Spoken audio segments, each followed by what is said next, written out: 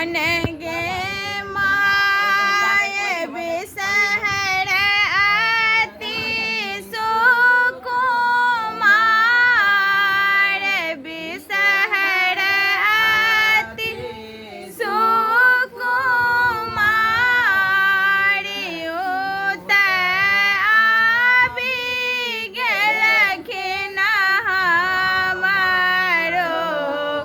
आंगनमा में उत आबि गेलखिन हमारो आंगनमा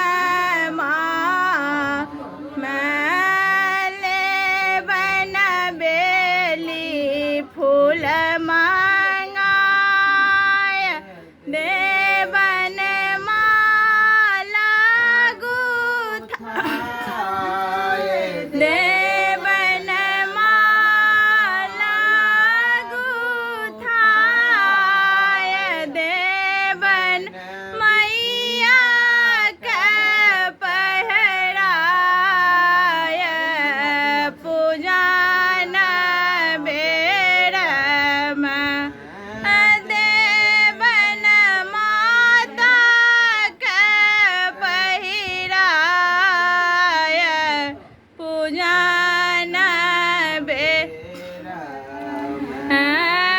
देखू देखियौन गे माय बिसहर अति सुकुमार बिसहर अति सुकुमार उत आबि गेलखिन हमारो आंगनमा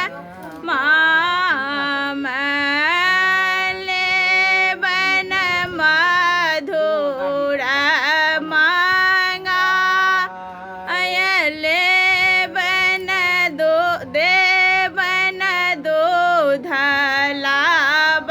चढ़ाय लेबन मधुर